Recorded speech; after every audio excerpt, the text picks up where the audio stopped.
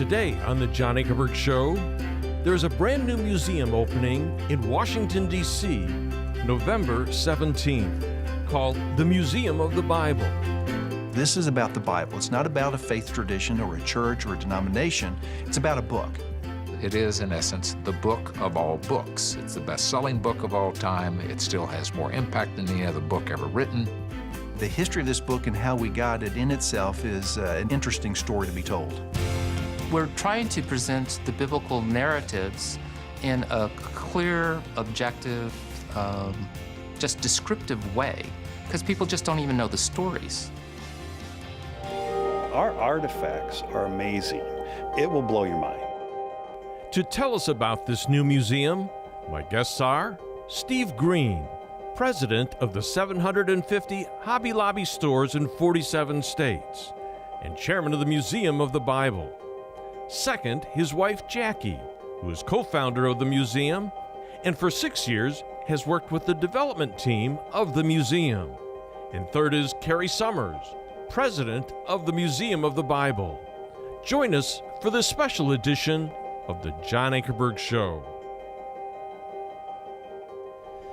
Welcome to our program. I'm John Ankerberg, and thanks for joining me. We have three special guests, as you've just heard. We have Steve Green, who is the president of the Hobby Lobby stores all across the country, and he's chairman of the Museum of the Bible. Second is his wife, Jackie, who is co-founder of the museum and has been sitting in on all these meetings, planning what goes into this museum for over 6 years now. And Carrie Summers is president of the Museum of the Bible. Folks, I'm glad that you're here today. And Carrie, I'm going to come to you first on this. You are building this fabulous, high-tech, beautiful, gorgeous museum in Washington, D.C. What is the purpose for the Museum of the Bible? Its purpose, in a short form, is to engage people in the Bible. We have more Bibles in circulation than ever in history, but we're the most ignorant generation in recorded time. So it's to really get people excited about opening up the book, and then they make their own decision on what they do with it after that. And Steve, I wonder if people believe that. You have created floor number 3 in the museum for telling the narrative of the Bible. Why did you spend so much money and so much time in creating all of the things on this narrative floor? Well, let me use another quote that will help explain what we're thinking here. And this is a quote that your audience can have maybe two questions in mind. Who would have said it, and do they agree with what was said? And that quote is this: "The King James Bible of 1611, the Authorized Version, includes passages of outstanding literary merit in its own right. For example, the Song of Songs and the sublime Ecclesiastes, which I am told is pretty good in the original Hebrew too." And then he goes on to say this: "But the main reason the English Bible needs to be part of our education is that it is a major source book for literary culture." Now, some might think that that might just be some evangelical trying to slip the Bible in and using literary culture as an example.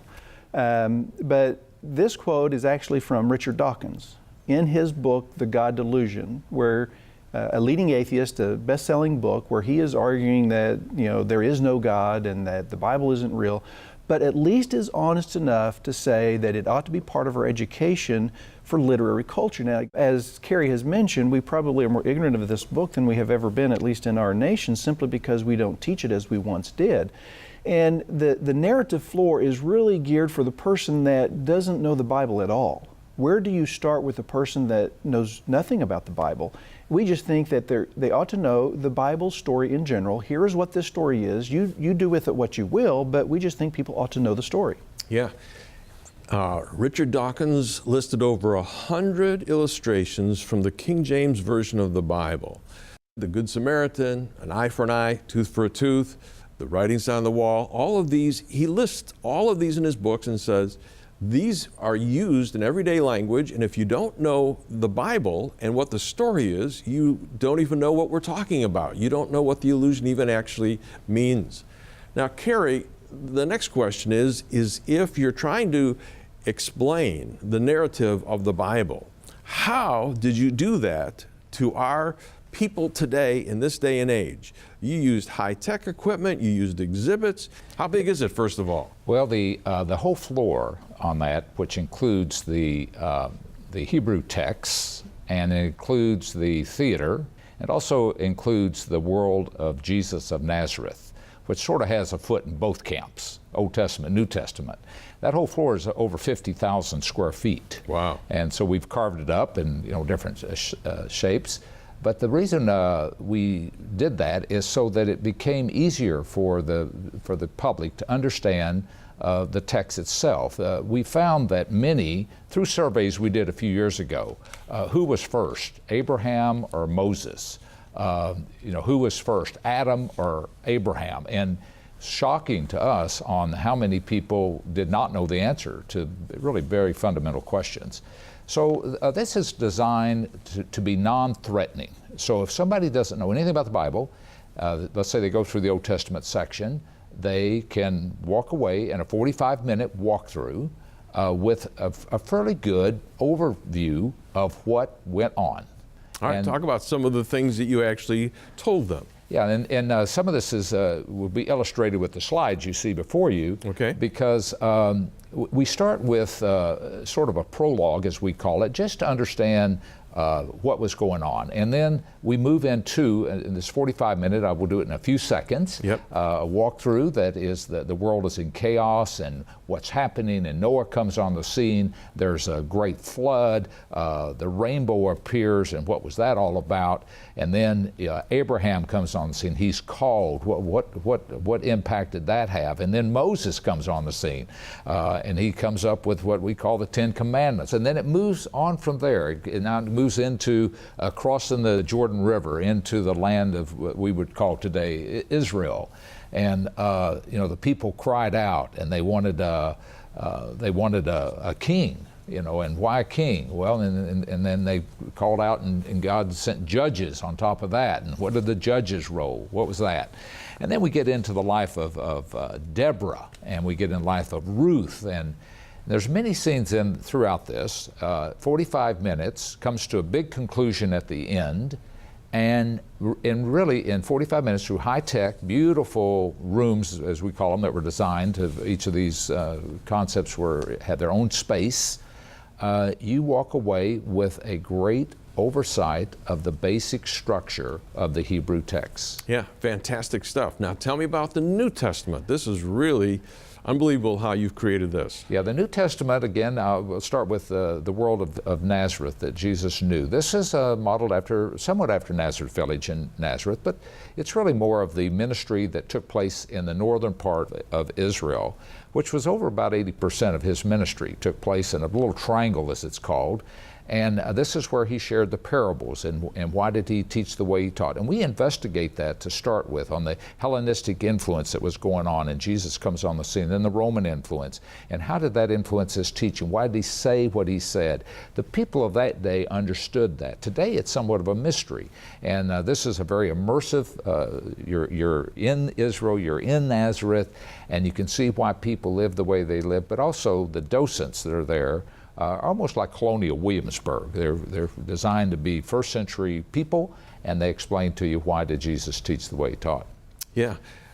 What about the movie presentation? We have a 12-minute presentation, very creative, 270-degree wraparound screen. It's done through animation and some other techniques that have been first to be done this way.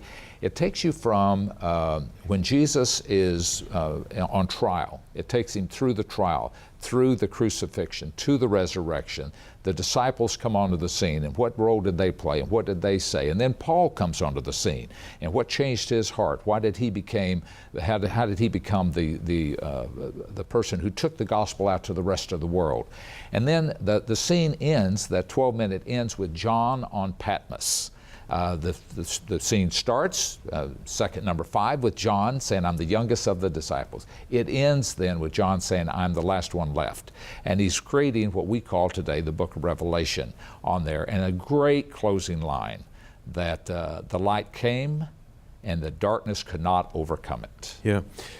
Talking about that, tell me about the stones that you've got. You start off with black stones coming into the museum that come from Israel, and then you changed it. Tell me about that. Right. It's marble. These are the whole idea, which many people never notice, but it's very dark coming in. The whole concept is we're coming out of darkness, and hopefully the Museum of the Bible will bring light into your life to understand the Bible better. So as you progress in the main level up to the elevators or the stairs, they become this beautiful marble white.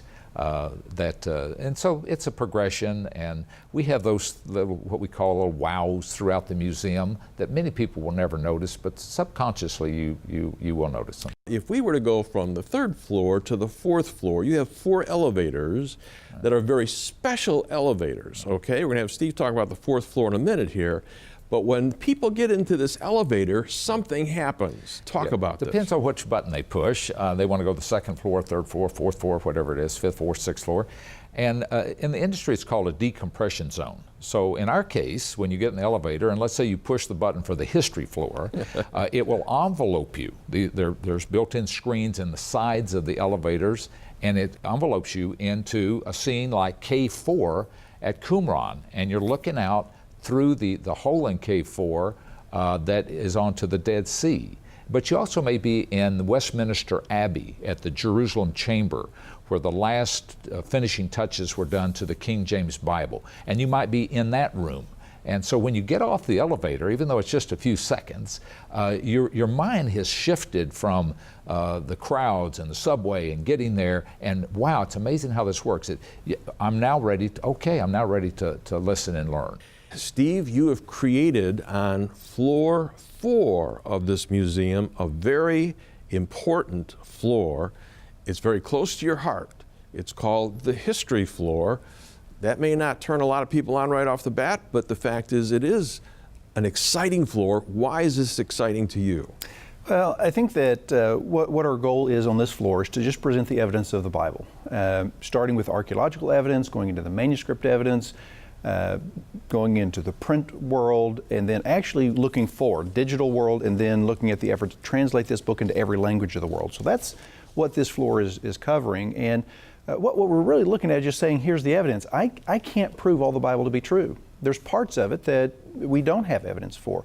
But time and time again, what we have found is that the Bible has shown to be accurate in what it is portrayed. So we just want to present that evidence and let people make their own decision. One of the ways I have said this is I want to be respectful of the atheist. I don't want the atheist to feel like that I am pushing an agenda. I just want the atheist to be educated on his atheism. You can believe what you want to, but let me present the evidence.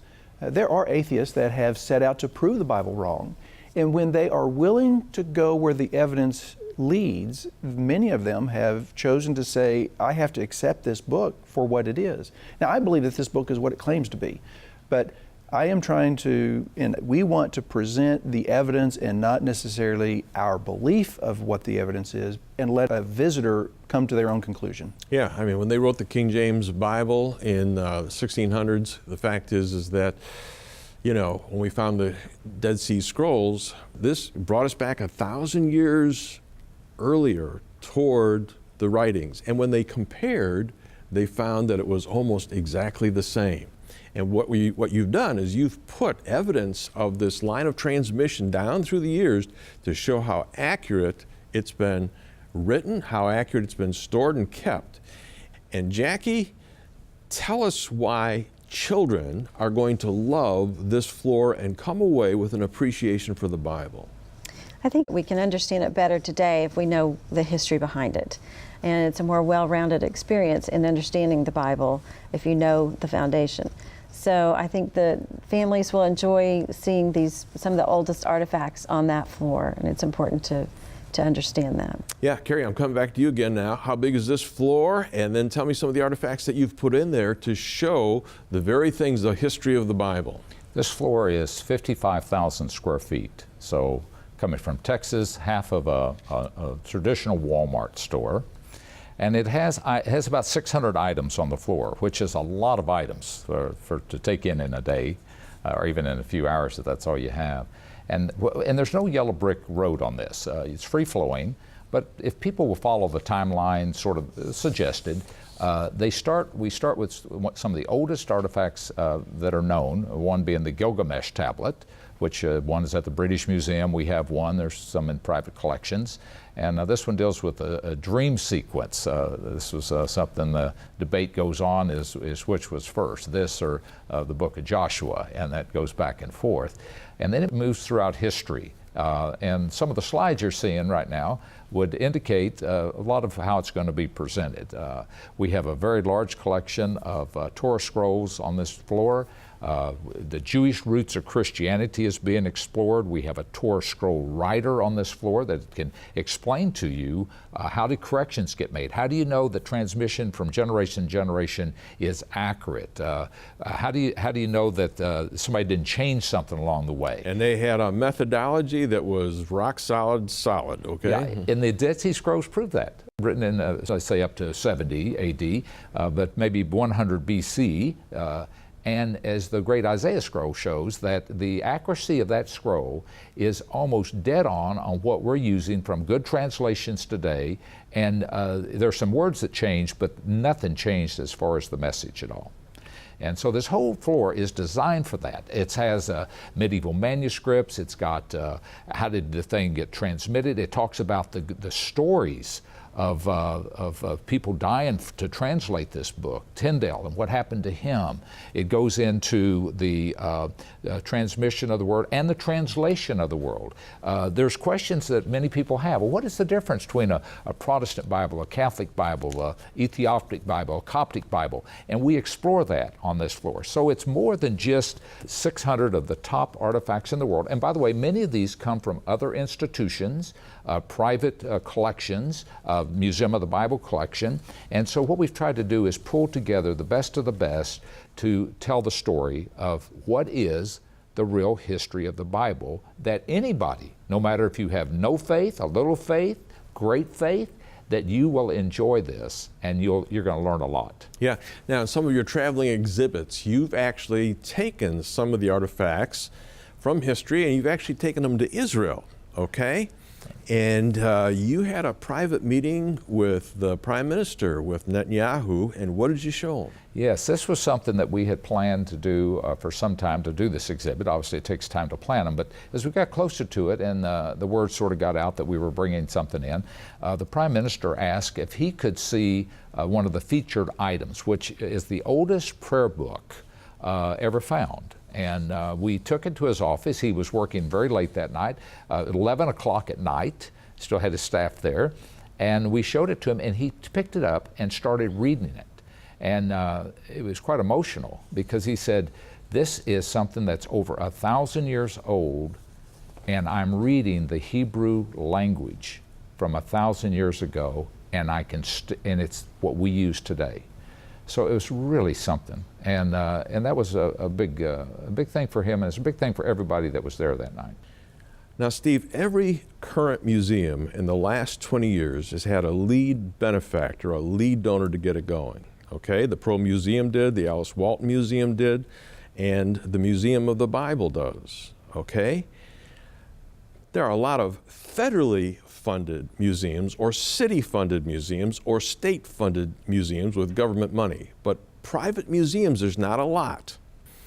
And we would not have had the Museum of the Bible unless it had been for a large gift that came from your family.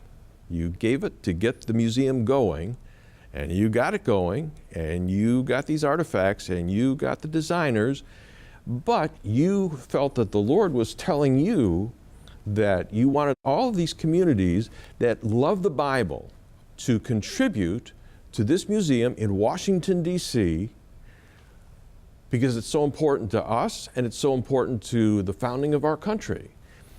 What do you want the people out there that are listening right now to know? How can they participate in funding this as you go forward?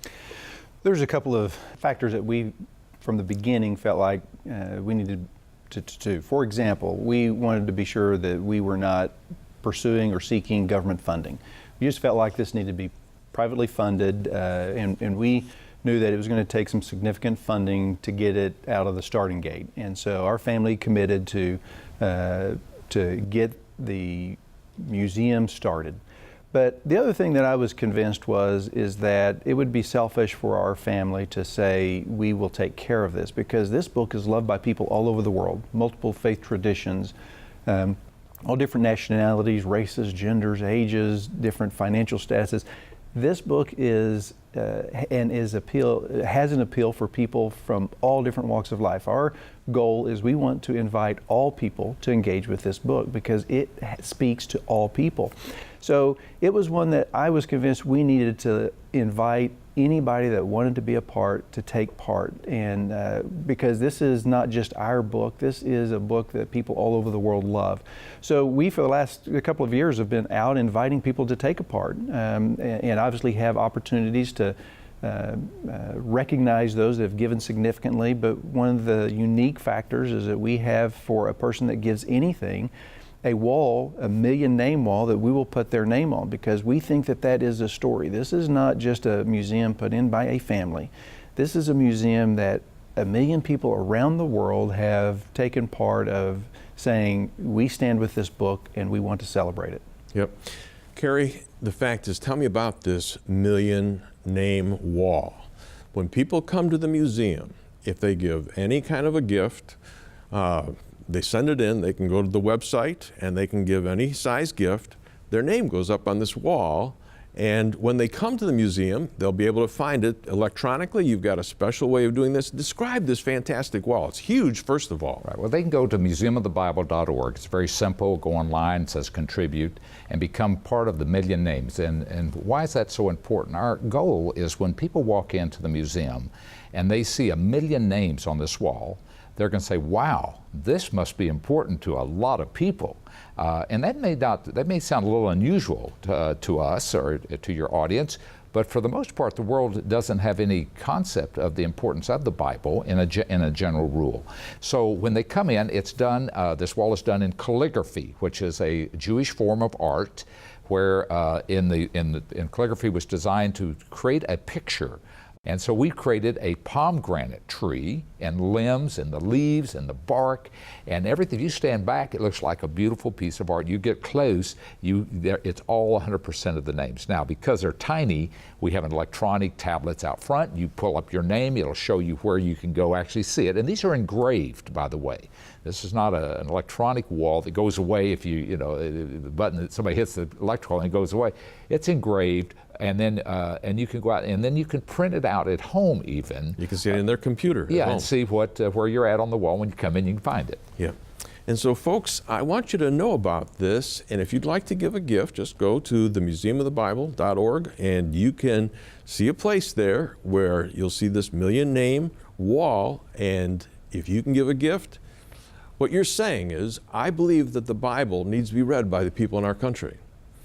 Our Bible is foundational to what we believe and how we got our liberties, and God gave us these freedoms that we enjoy in America, and it all came right because of this important book.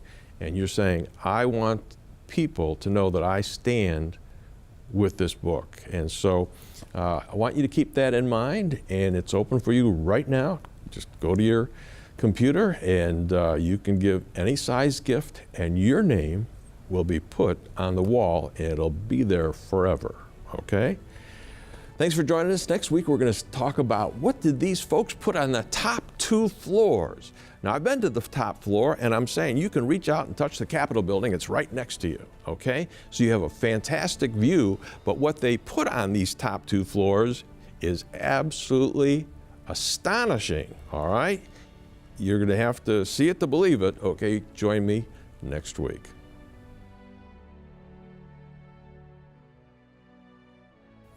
Now, folks, all of us as Christians are proud that we're going to have a major museum in Washington, D.C. that honors the Bible. And people coming from around the world, as they step inside the museum, they're going to see a million name wall listing those who say, I too honor the Bible and support this museum. If you'll give a generous gift of any amount, the museum will engrave and display your name on their million name wall for all to see. To have your name permanently engraved on this wall, just go to the museumofthebible.org/millionnameswall. Then, folks, remember to pray for the Christians in Russia.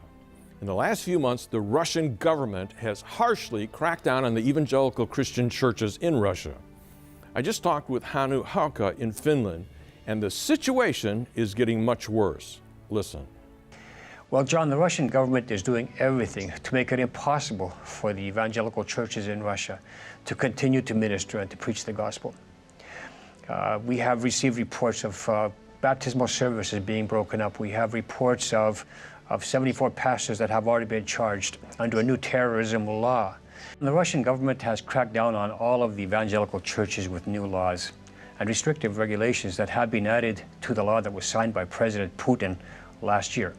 John, I have received an emergency request from 1,600 evangelical churches for 1 million copies of the Power to Change books that were used to lead 2 million Russians to a living faith in Jesus Christ earlier. Right now, God has allowed us to use the printing presses inside Russia. We cannot print and import books, but we can still use Russia's printing presses.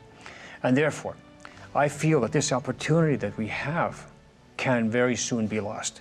So I'm asking you for your help right away to provide 1 million more Power to Change books to lead 1 million Russians to Jesus Christ before the doors close for good in Russia. Now, folks, these dear Christians in Russia are being persecuted and urgently need our help. And many of you have generously responded, and I want to say thank you to you. As of right now, we've received gifts to provide 120,000 Power to Change books for Russia. We're getting closer to the 1 million books that they've requested, but we need to do a little bit more. And time is running out. If you will help us today, there are 5 ways that you can provide these books and help our ministry's outreach. First, if you'll give a gift of $30, your gift will provide 45 books. Second, your gift of $100 will provide 150 books. Your gift of $500 will provide 750 books. A gift of $1,000 will provide 1,500 books. Your gift of $5,000 will provide 7,500 books. And if you're able, a gift of $50,000 will provide 75,000 books. These dear Christians in Russia need our help now before the doors close for good. And if you'll help, please call us right now at 1-800-805-3030. That's 1-800-805-3030. And you may call that same number any day this week, 24 hours a day.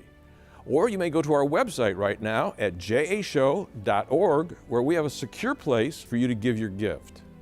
Folks, I'll appreciate your help very much.